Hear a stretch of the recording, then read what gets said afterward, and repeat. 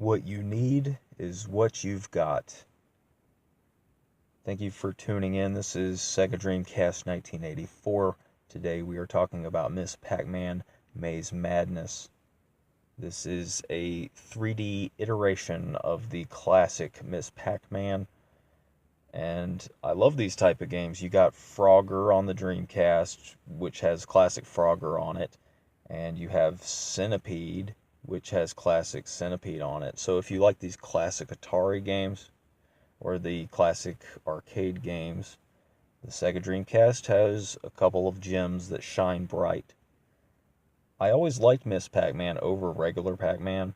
I miss those old sit-down cabinets where you could play Pac-Man while you're looking down at the table, as opposed to the traditional arcade cabinet. And yeah, Namco is known for, Soul Calibur and stuff like that, and, of course, Pac-Man and whatnot. Mr. Driller was made by Namco, so it's really kind of cool that, Namco made a couple of good games on the Sega Dreamcast. Not as many as Capcom and stuff like that, but it's okay. And yeah, I'm a little bit excited about it. I've never really got into this game much, but the fact that you can play classic Miss Pac-Man on this game really sells it. I love being able to play classic games inside of other games. So, without further ado, let's look into Miss Pac-Man Maze Madness.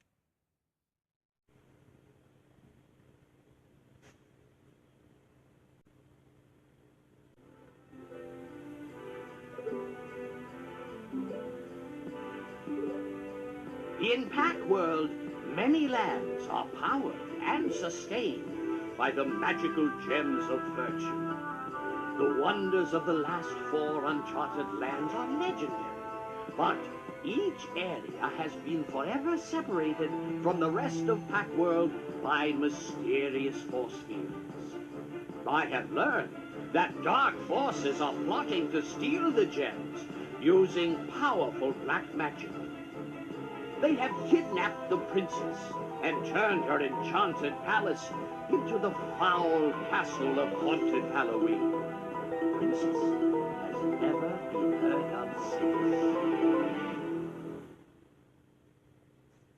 So Miss Pac-Man's house turned into Frankenstein's house. So that's the reality. So we're going to hit start button here. We're going to do that new game.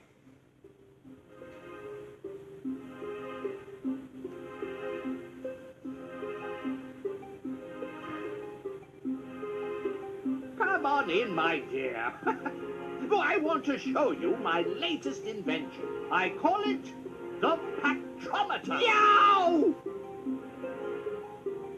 Oh, here it is. You can travel to the 4 wonders of Pac-Land with this. What the?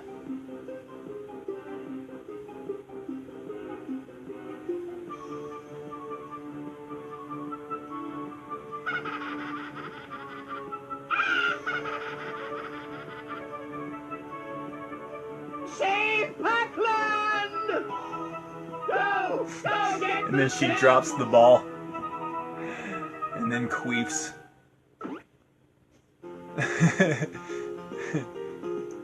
Feminism, save me!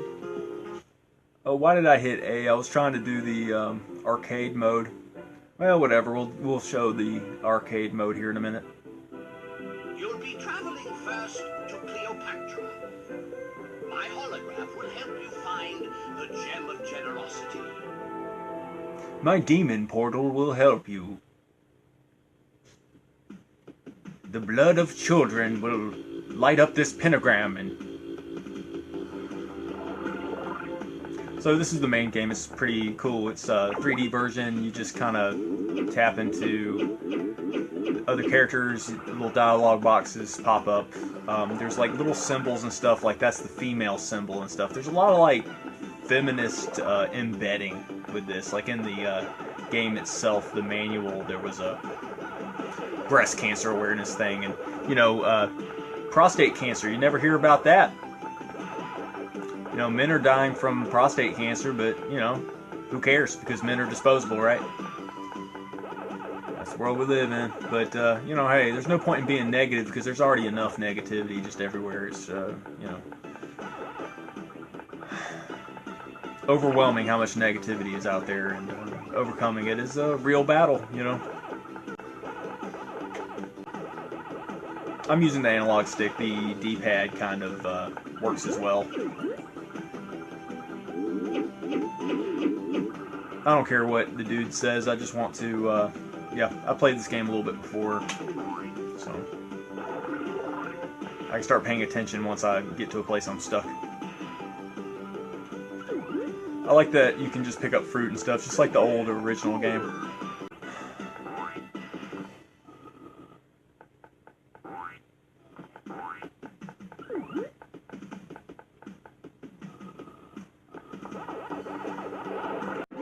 Yeah, there's no real point in showing you more parts of this version right here, this game, because it's just different variations on a theme. This is the, you know, basic game right now.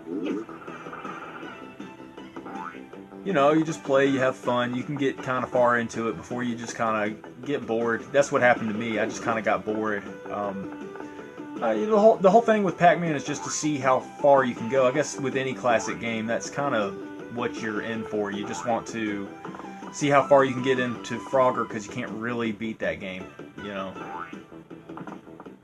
And you can't really beat Pac-Man. I mean, it's just see how far you can get before you get defeated, basically, and or at least until the game glitches up, you know, like Donkey Kong or something.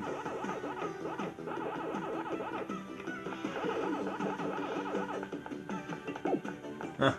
Oh, it didn't like kill me or nothing, it just stunned me. Alright, so yeah, Miss Pac-Man Maze Madness is pretty cool. Yeah, I just had to get out of the main menu of the quest mode. I just went to the, you know, title menu or whatever.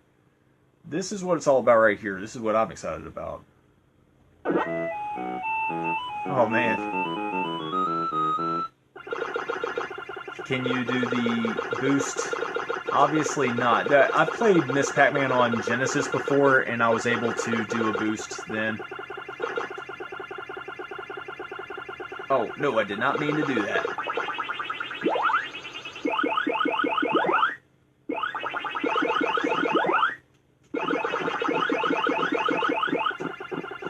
No. It's been a while.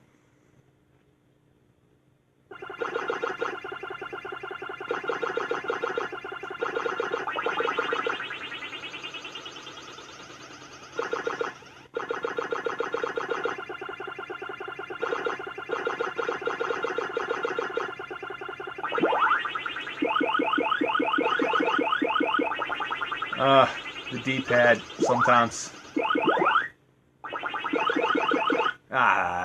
Clyde got me or whatever, you know.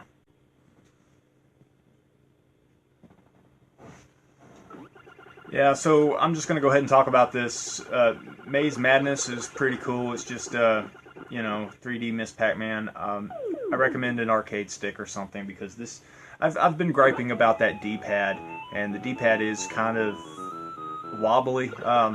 I don't know. I think you can use the analog stick. That's what I'm going to do instead. I'm going to just use the analog stick. But yeah, you see a lot of these little plug-and-play consoles and stuff. And, you know, I've seen Miss Pac-Man plug-and-play consoles and stuff before. I think they're really good to give to kids and stuff. You know? And probably good for trips and stuff if you're going to the beach or something. I went back to the D-pad because I'm just used to the D-pad. Like, you know, the D-pad is really good for a lot of other systems, but I don't know. Analog stick works pretty good. And this is why you probably want to play Miss Pac-Man Maze Madness, because you really can't beat the original. The original is pretty sweet. I mean, it's, you know, the original. I used to have this game on a little compilation, a little Namco compilation on a Game Boy Advance, because I had a Game Boy Advance very briefly when I was a kid, but it'd be cool to track down a Game Boy Advance sometime. It's a good handheld. It's classic. Got a lot of good games, you know. But yeah, you know, rating this game, you know, I give Miss Pac-Man Original a 10, and it's kind of cool to have on a compilation, but you can come across these so easy. You know, you can probably come across Miss Pac-Man just by playing a flash game online or something, or just downloading an app on your phone or something, you know. Miss Pac-Man is just great, and that's what kind of saves this compilation. The 3D version is cool, but I don't really have any kind of plans to see how far I can go or anything. I don't know. I just want to play this arcade every now and then. I think on the Genesis it might be slightly better because you can do the Pac Boost. So that's what's going to keep me from giving this like a really high score. I'm just going to give this an